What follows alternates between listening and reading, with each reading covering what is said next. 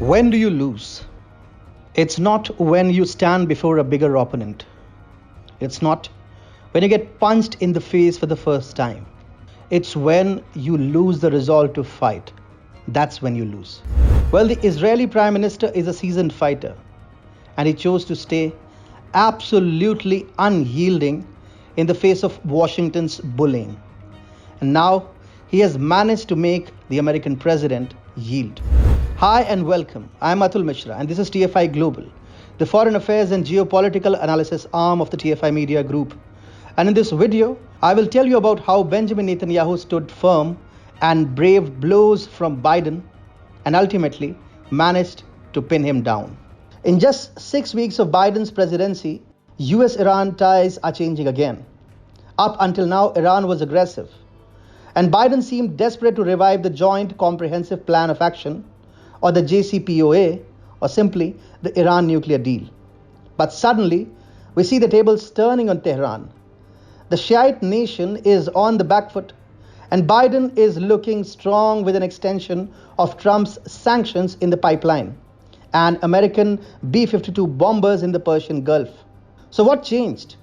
Did Biden suddenly have a change of heart, or are there any geopolitical forces at play? Well, there is no change of heart. The only reason is Israel.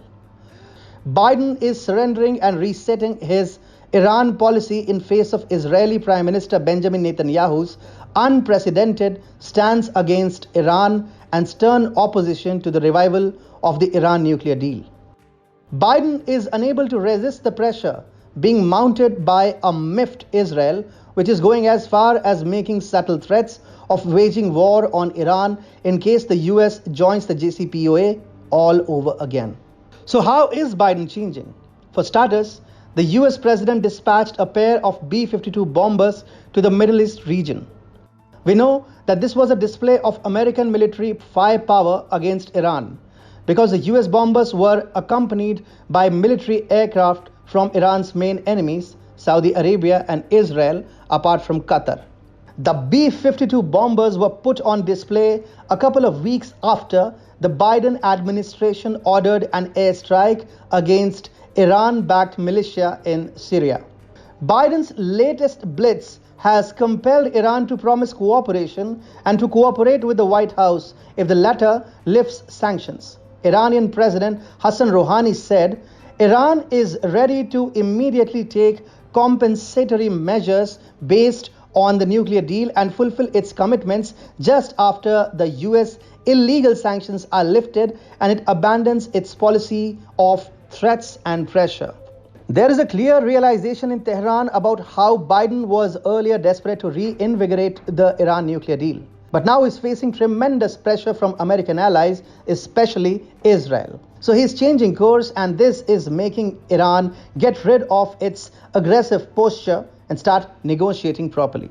Needless to mention, Iran's nervous leadership must have noticed how Biden has extended the national emergency declared with respect to Iran in the year 1995.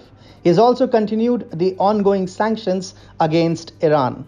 In a letter addressed to House Speaker Nancy Pelosi, Biden declared, "I have determined that it is necessary to continue the national emergency declared in Executive Order 12957 with respect to Iran and to maintain in force comprehensive sanctions against Iran to respond to this threat."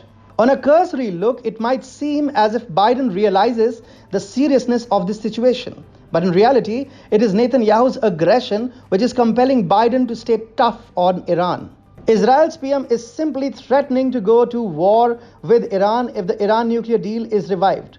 Benny Gantz, Israel's defense minister, has disclosed that the Israeli military is updating its operational plans to strike nuclear sites in the Shiite nation. Netanyahu himself spoke to Biden's lieutenant, Vice President Kamala Harris, and told her that he won't let Iran get the nuclear bomb. Netanyahu's office issued a statement reading, "The Prime Minister said we would continue to strengthen our intelligence and security cooperation, and said during their conversation that as Prime Minister of Israel, he is totally committed to preventing Iran from developing nuclear weapons that are meant for our destruction." With Israel, Netanyahu has turned the Iran threat and Biden's attempt to rejoin the Iran nuclear deal into an election issue. Netanyahu is not backing down. In fact, he has overwhelmed the Democrats who want him to lose the upcoming elections in Israel. Netanyahu's approval ratings in Israel are on a high, and the Biden administration simply cannot take him for granted. Biden can neither afford to lose the goodwill of the Jewish lobby in the United States, nor can he trigger a regime change in Israel.